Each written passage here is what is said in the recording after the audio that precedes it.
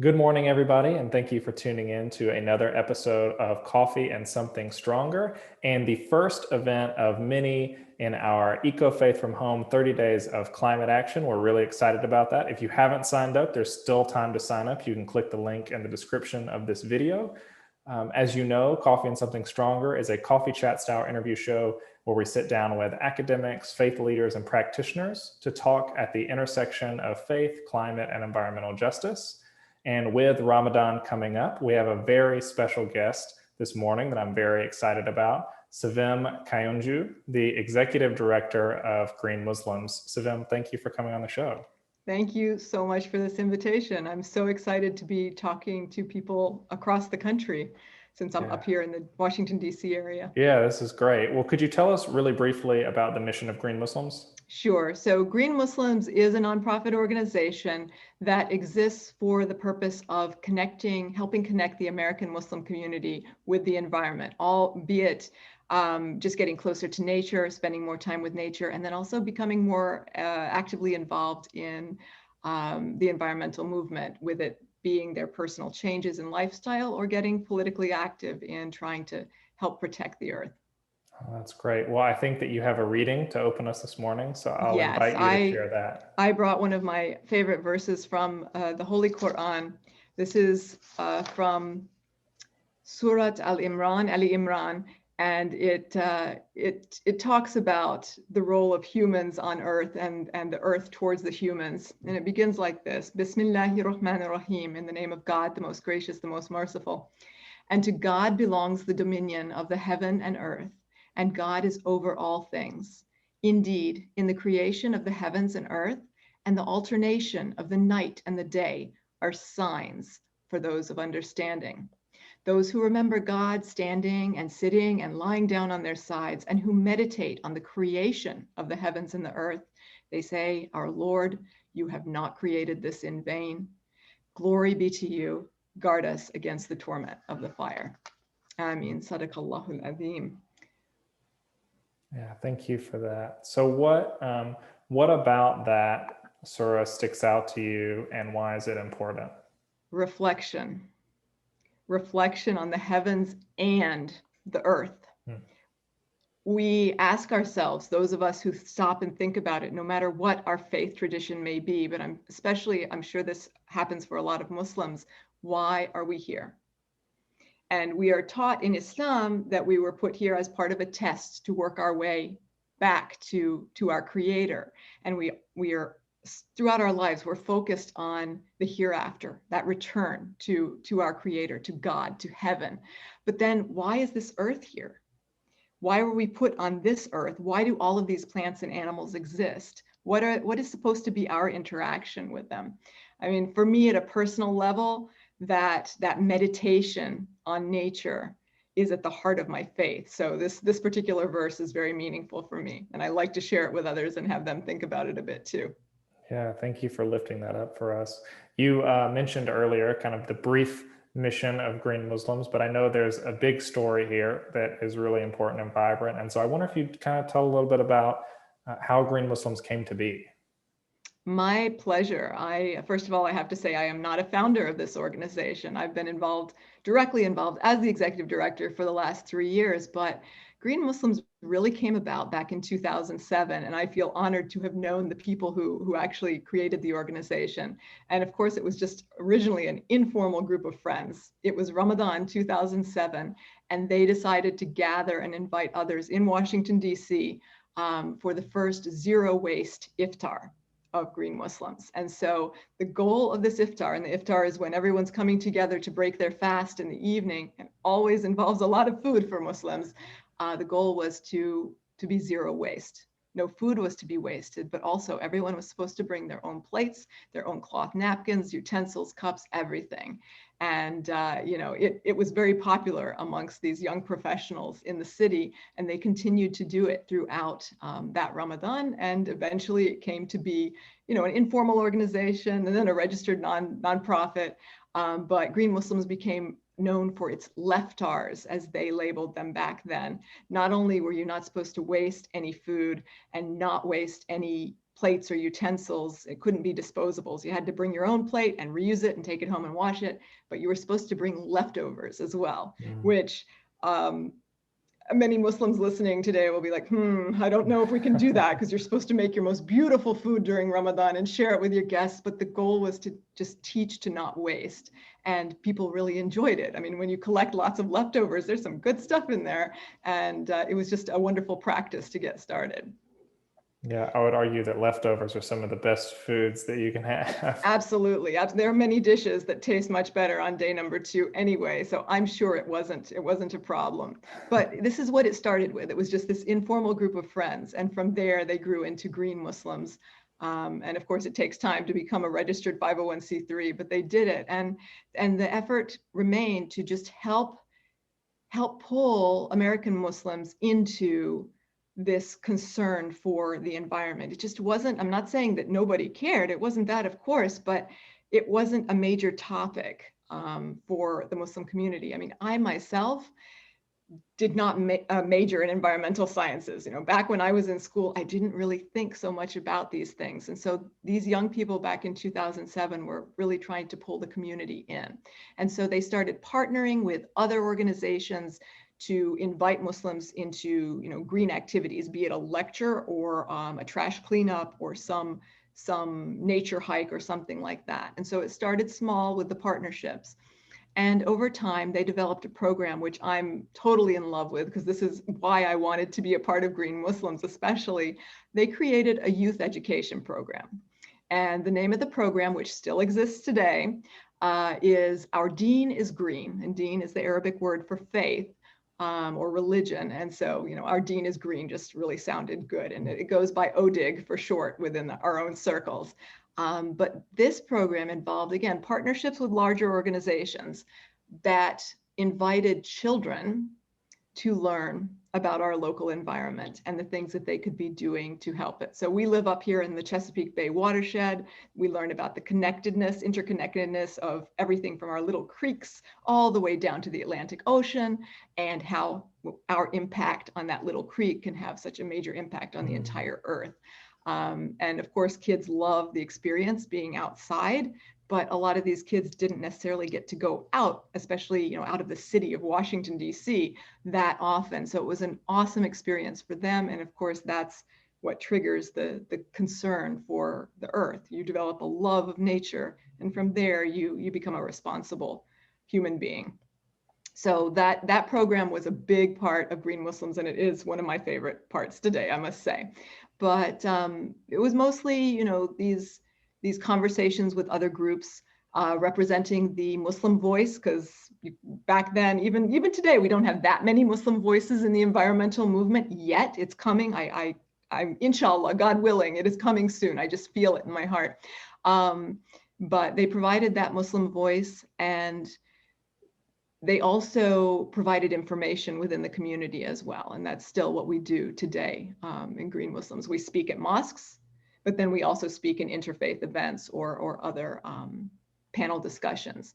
And just, I can't believe it's been a year, but last Ramadan, shortly after the start of the whole COVID shutdown, we started a new program in partnership with another organization that's known as Green Ramadan. And we started having what we call Khalifa conversations. And Khalifa is a beautiful word in Arabic. And it's fascinating to me how the definition that I use today is so different from the one that I learned in my childhood. Again, the Arabic words, they have many meanings, very deep meanings. Seldom can you have just one English word to translate it. But Khalifa is the role of humans on the earth. The Muslims see themselves as the Khalifa of God on earth. And when I was a kid, I asked my dad, what does Khalifa mean? And he said, vicegerent. I didn't have the guts to ask my father what vicegerent meant. I didn't know what vicegerent meant, but you get the idea. There is the ruler, and then there are the ones who are placed to care for it. Well, the word that's used most commonly in my circles, at least these days, to translate Khalifa is steward. And it fits so perfectly with environmental stewardship. Humans were placed on earth to be the stewards of the earth. And so it is our responsibility, and Muslims especially understand it as the definition of their existence, to be the stewards of the earth and to care for the environment. And so we're really encouraging that understanding of the term and reminding people that, hey, we are the stewards, so we better practice environmental stewardship. It's wonderful. I mean, you talked about the sort of rekindling or kindling in general, the sort of intimacy with the earth and the planet and these youth programs that you're doing, which is so incredibly powerful. And that, how do you build relationship with the land and place, I think is the work that every religious community is trying to do if they are indeed trying to be stewards, as you called it. Absolutely. And that's the thing. I mean, interfaith work is so easy along these lines because when we do come together, we see that our goals are so similar, if not identical, that there's no reason that we can't work together. Yeah, definitely. And you are working in Muslim communities across the country, right? Well, we definitely try to. So Green Muslims is a national organization, but we're small. So most of the in-person work that we do is local, as in the greater Washington, D.C. metro area. But again, COVID comes with some silver linings. We have been speaking all across the globe for the last year. And it's not the first time we've been invited, but now with all of the meetings being on Zoom, there are even more opportunities. So we're here for anyone trying to learn more about Islam and the environment. Anyone who's looking for a way to get involved, they should always reach out to Green Muslims. And I suppose I should stick in www.greenmuslims.org. You can always email contact@greenmuslims.org if you want any information. The only thing is we're pretty small still at this point, so it may take us a while to get back to you, but be persistent because we really are trying to be there. Both for Muslims trying to learn more or get more involved, but also non-Muslim organizations that want a Muslim voice too. So yes, we are trying to be available to the whole world if we can. Yeah, that's so great. I mean, you've said a lot about Green Muslims generally, but I wonder if you tell us a little bit about your own journey and how you got into doing this work at all. Well, I get super excited about this, in part because it has something to do with my daughter, but Green Muslims really just opened up as a work opportunity, a job opportunity at just the perfect time for me. I'll start with the middle part. So I became a mother. And when that happens, you start thinking about a lot of things you haven't thought about for a long time or ever. And I was thinking about this life that I was bringing into the earth. And I worried about all the risks and what I needed to do to make sure it was the safest, best, healthiest life for her possible. And I think at first I was thinking along the lines of physical risks, and I was worried about environmental issues because I didn't want her eating off of plastic. I didn't want her drinking water that wasn't pure. I didn't want her breathing dirty air. I was so concerned about all these things. I started to get involved and to volunteer my time with various climate action groups. But as she got older, no, even before she was old enough, because I know I was carrying her on my back as I was hiking through the woods until I couldn't do that anymore. But I also remembered my own childhood. And I had a pretty unique childhood. I grew up in Alabama, actually, and there was not a particularly strong Muslim community where I grew up at the time. I never went to a mosque while I was a child. But instead, what I did, I would go out into the woods and play by myself. And I had the most amazing experiences out in nature. I mean, I would catch frogs and watch the animals run across and change color, and I would see the beautiful plants and flowers. And honestly, even as a child, it was a spiritual experience for me. I wasn't, going to Sunday school and getting lectures about my religion. I wasn't talking to others about my religion even, but that beauty that I experienced in nature served for me as proof of God's existence. I mean, how else can it exist unless it is created by the perfect one? How can something so beautiful and so perfectly interconnected and so amazing be if there's not one great creator of all of us? And so it was a deeply spiritual experience for me. And when I did move up to the Washington, D.C. area and start interacting with other Muslims, they were like, okay, you're interesting, but we still like you. I mean, it was my personal interpretation of my faith was deeply spiritual because of that experience with nature. And so here I am with a child, And yes, I do want her to have a better formal education in terms of her religion than I had, but I wanted her to have that spiritual experience as well, and that spiritual connection. So I started, I was carrying her on my back as I would hike through the woods. And I also wanted to bring environmental education, nature education into her life. And I don't know, at some point I realized being a stay-at-home mom wasn't going to work for me. I kind of needed to do a little bit outside of the home. And so I turned it into a career, but it wasn't, I skipped a step. So I am getting involved with environmental organizations, and the position with Green Muslims opens up.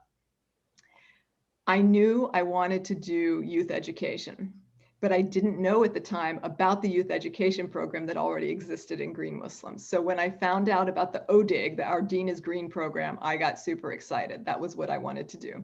And so I have to think what year we're in right now. Last summer, we didn't have a program because of COVID, but the summer before that, we had our first Interfaith ODIG program, and it was based on, the grants that were received. It was an interfaith grant along with our traditional MIWI, or Meaningful Watershed Education Experience grant. And so we brought in children and their families from different faith perspectives. And we learned a lot about our area, but we also shared some thoughts about that whole spiritual aspect of being with nature. And I feel it went very well. I look forward to progressing with that interfaith program as well. But I still feel that within the Muslim community, we need these Muslim programs for helping our community connect with the earth. And I think the easiest path, the most productive path, is through our children. Get them used to being out in nature and comfortable with nature and not afraid of it at an early age. And they start to appreciate it, to love it, to see the beauty of it, to see the signs of God in it. And if you think that the earth itself, and I'm not comparing, this life to the hereafter. Muslims, we know that the hereafter is what matters most of all, but we have to earn our place in the hereafter. And God placed us here as stewards of the earth. So we have to fulfill our role. And I find it much easier to work towards helping the earth, protecting the earth, caring for the earth, not harming the earth, because it takes a lot of effort to just not harm these days. Yeah.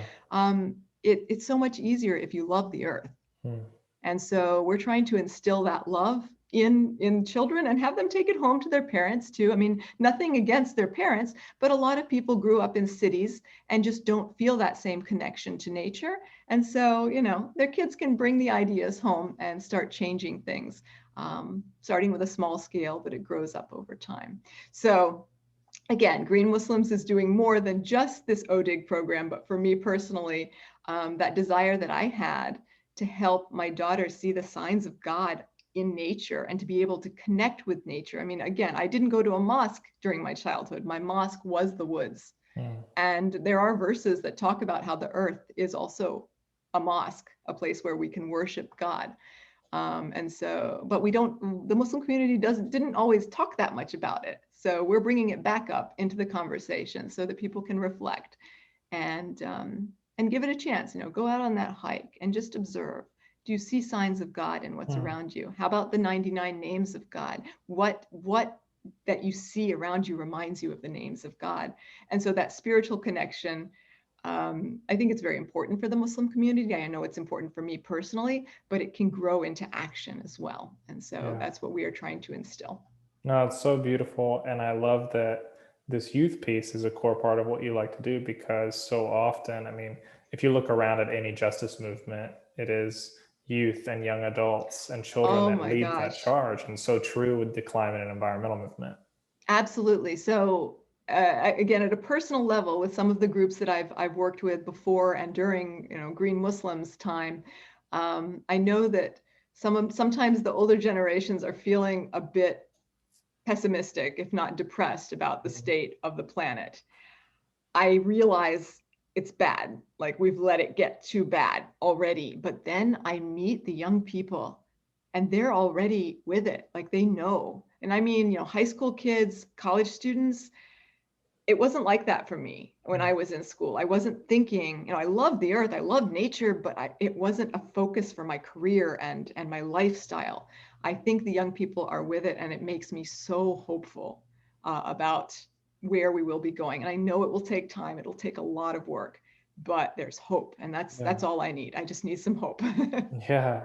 Well, I wanted to talk about, I mean, you mentioned this a little bit earlier in the history of green Muslims, but since Ramadan is upon us, what are the links with that tradition and this holy season to ecology and environmental justice and some of those things? It's really nice that I can, tell the story of the first Green Muslims gathering, and it was an iftar. Very That's timely. Yes, very timely, and it makes the connection so much clearer. The simple intention of not wasting. Mm. That's actually huge in Islam.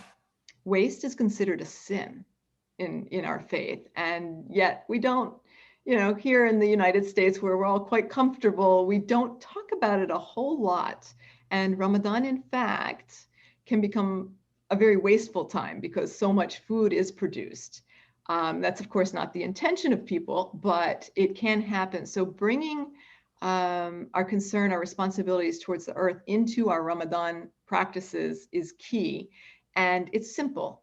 So yes, we do want to talk about bigger things like how we can get involved with alternative energy, and that will help the environment, or how we can become more active in protecting our local environments, planting native plants and cleaning trash and whatever. But sometimes we just need to bring it all the way back home.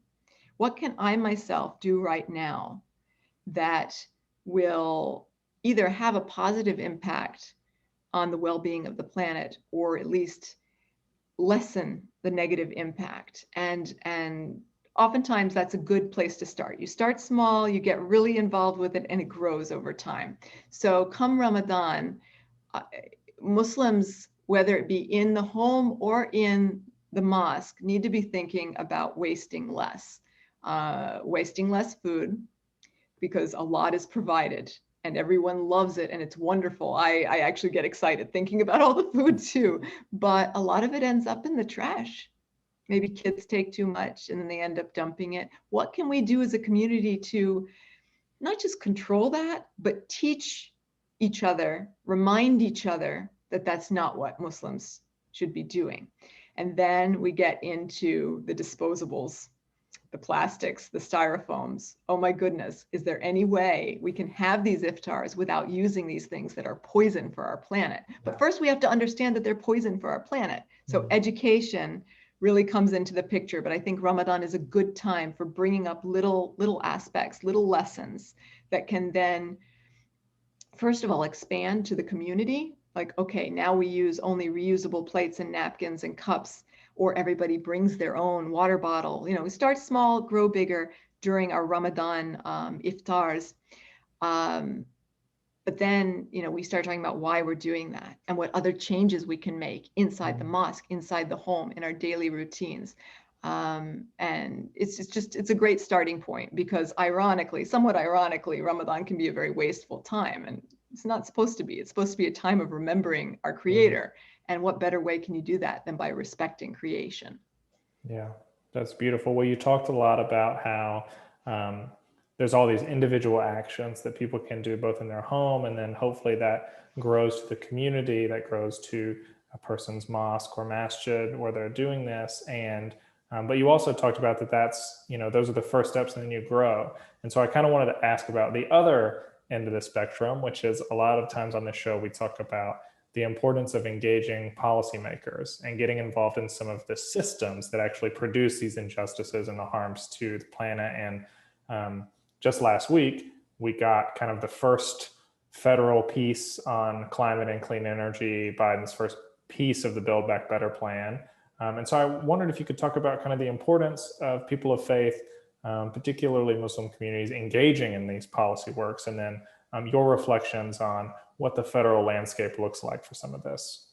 Okay, I'm going to start then with a little side note for anyone who's intimidated by that question. Start working on yourself and your own lifestyle and your own community. And the more involved you get in working to protect the environment, the more of a drive you'll have to get involved at a larger scale. And I say that as someone who actually has a political science background in terms of my education, and then realized that I wasn't getting into politics. It wasn't for me. So I know some people might be quite intimidated and might not be that interested in getting Yeah, directly involved. So start with yourself and you'll see why it's important it's over a really time. good point. So, and it's interesting, as a nonprofit, as a Muslim nonprofit in Washington, D.C., I avoid politics as much as possible, but we are in a different time right now than where we were a year ago, less than a year ago. And I can't help but feel relieved, but we know we have to do more. We have to do more, but then again, we have to start somewhere. So I can hear the young people right now saying this isn't going to be enough. It's not going to be enough. And now I feel my own age because I think I used to say that too. But I've seen what happens when we turn backwards. And so anything in the right direction is progress. But I think education is key. And there's a big role for minority communities to get involved here. If we can get our communities educated and involved, the voice will be even stronger. So yeah, I'm answering the question very lightly, Yeah. but I have two perspectives. I'm like, okay, we have to go with what we've got and keep going, but how can we get the majority of the Yeah. population to care and to support these green movements? Education, education, education, and you've got to meet people at whatever level they're comfortable. And everyone needs to feel it with themselves too. I mean, there was a time I felt guilty for not having been more involved. But I found that my little niche was educating kids about the beauty of nature so that they would care. And don't get me wrong, I stick in lines whenever I can about not using this and why we have alternative energy and whatever. And then when I have a chance, back when I did have a chance to, attend climate protests in DC, I went with my daughter, absolutely, so that she knows how important this is to me and to her, and the fact that it's important to me because of her. Yeah. So just exposure, I think, is key, and education. But the easier we can make the education, not everybody's going to understand all the details, but just to let people know what's happening, well, what's important for us, why we care, and what's happening, and that we need to be informed about what's happening at a political level and voice our opinions if we think it's not right or not enough. So little by little, not throwing too much at people at once is good. But yeah, there was a time when I'm like, oh my gosh, this isn't enough. It's not going to work. Just forget it. Right now, I'm so glad to see any progress at all, to just hear the government talking about, oh, we've got to do something. Yeah. I know there will be little games to do less, and there will be fights on other sides to do less. But as long as people are being educated, we're making progress, and the majority, hopefully, inshallah, God willing, will be able to speak its voice at some point and make the change. Now, do we worry that it might not come soon enough? Yes, but I have to admit that as a Muslim, I believe that everything is in God's hands, ultimately. That doesn't mean I don't have to work. If I want to earn my place in God and in heaven, in Jannah with God, then I have to do as much as I can. And all Muslims can understand this, I believe. So this is what we need to be discussing as Muslims. But we know that it's ultimately in God's hands. We just have to do the best we can in the name of God, out of service for God. And the more we learn, the more we'll understand that the way we've been living isn't going to work. We've been taking more than we need. And again, waste is a sin in Islam. So just coming back to that one term should really help our community develop more of a concern and get more involved. It's just, people used to ask me, how come more Muslims aren't involved in environmental movements? And I would say, well, we've got a lot on our plate right now. Yeah. We have less on our plate right now. So I think the time has come for our community to be educated and get directly involved. And that's, it's nice when there's a Muslim group you can work with. I know people sometimes feel comfortable starting at that end, but then we have interfaith work like IPL. And so I really hope that our communities feel comfortable connecting with other faith perspectives, people of other faiths, to work together for basically the same reason. We serve the earth out of service to God. And the more we learn, the more I trust it will happen.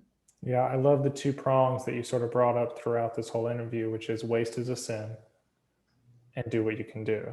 And I Mm. think that really roots back into that. If what you can do is to take the first step and think about your own actions, that's great. Or to think about your household. And if you've been doing it for a while, then how do you keep asking the question, what can I do Right, to it push yourself grows. further? Exactly. And, we really do. I mean, a lot of mosques have green teams now. Some are more active than others. And oftentimes they consist of young people who feel they really Mhm. don't have much of a voice in the whole community. But I think over time it will change. Their voices are getting louder, more people are being pulled in. I'm hearing about more mosques installing solar panels, Mm. going more energy saving routes with water and appliances, electricity, and then, like I said, trying to get these Ramadans less wasteful. It starts with maybe using paper rather than plastic, but at some point it becomes, hey, can everybody bring their own plate, or can we invest in reusables? And little changes, they're little. I know it's not as much as, damage as what big companies may be doing to the earth, but it changes entire perspectives, and Yeah. that changes the future. So I Yeah. like I said, I'm still quite hopeful. Inshallah, God willing, we will keep learning and we will keep striving to take better care of our planet for the sake Yeah. of God. No, that's great. Well, we're coming towards the end of our time here, but I wanted to wrap up by asking one last question, which we talked a little bit offline, but I think it's incredibly important, which is what is the importance of interfaith dialogue and interfaith partnership when we think about faith based responses to climate change? Wow. Well, I have a lot of answers about that. I mean, climate action is actually important for interfaith work too. It goes Hmm. both ways. But again, I grew up surrounded by people of different faith perspectives. So making any judgment about other faiths was just not an option for me. And I did, I had people say to me, you're going to hell, because that was what their faith taught them. And I didn't get angry. I understood that that was what they were taught, but I also developed the understanding that I don't believe that. Hmm. I really love my own faith tradition, but I'm okay with others as well. And Islam actually teaches that, but anybody in the United States of America knows that this country is mixed and we must work with everyone. Yeah. I have found that I can connect with just about anyone on some level or another. Like, we can have different political perspectives, but if they're a person of faith, then there's God in there. And Hmm. that's big. And then there are some people who are not particularly religious, but they have such a commitment to the well-being of humanity or the environment that I'm still like, wow, I totally agree with you. I see the same way. I think you and I have the same. I don't say this to their faces because I don't want to offend anyone, but we have the same faith perspective. I just give it a different name, or I give it a label and you don't. But when it comes to interfaith work, I think it should be fairly, well, it's easy, I think, or easier to connect with other faith perspectives and be focused on environmental work. You have the concerns for the environment, but you also share that commitment to a greater source, our creator. Many of us refer to God, so we can even use the same name. But even if not, there's something parallel between our beliefs, and we all believe that it's a requirement for life, for our lives. Yeah. And that similarity is huge. And that's how you build not only partnerships, but friendships and loving relationships that grow into support beyond the original cause. I mean, with what the Muslim community and other minority communities as well have been experiencing in terms of prejudice, it's always so great to have the support of our Christian and Jewish brothers and sisters who are right there beside us. I once had a neighbor who was a pastor, and I wasn't experiencing any problems. I live in a pretty diverse area. It's okay. But he once came up to me on the sidewalk and he said, Sevim, if anybody ever gives you any trouble because of your scarf, I am right here beside you. And I'm going to start crying again. I mean, just to have somebody that you don't know that Hmm. well just come up and say Yeah. that. But here we are fighting for the cause of protecting the planet, because that's our responsibility to God. And we care about the well-being of all the children. Hmm. And when you can bring faith into it, I think it's an even stronger force. But sometimes there are conflicts based on religion. Well, when you're all focused on the same goal, there's less conflict. Yeah. So two pluses, you've got the faith perspectives that you share, that you all have a faith perspective, and then you have that common goal of caring for the earth and for similar reasons. And I think it's a strong movement. And so I understand, some people may not be ready to start getting involved with such diverse organizations, or you may be. And so I strongly recommend that Muslims, reach out to Georgia IPL and see how they can get involved. But start small, start, working within your own community, and then be ready to step outside of those boundaries and start being the Muslim voice in this movement, because we definitely need it. Yeah. Sevim, thank you so much for coming on and giving us some of your time to talk about you and your work. Really appreciate it. It was really my pleasure. Thanks for the invitation. It's always, like I said, great to reach out to anyone we can. And it was a joy talking to you. You see, I get very happy about these things. So well, it was my pleasure. Blessings on you and your community as you are in the midst of Ramadan and this holy season. Thank you. Yes, absolutely. I need to say Ramadan Mubarak to everyone. May everyone have a very blessed Ramadan, and may it be an opportunity to connect with our Creator, with God Almighty, through our experiences with nature and our concern for the environment. Yeah, thank you. For those of you watching, thank you for tuning in. And you can tune in the same time, same place next week to hear from Reverend Dr. Gerald Durley on some of these same issues. So thank you so much, everybody, for tuning in, and we'll see you next week.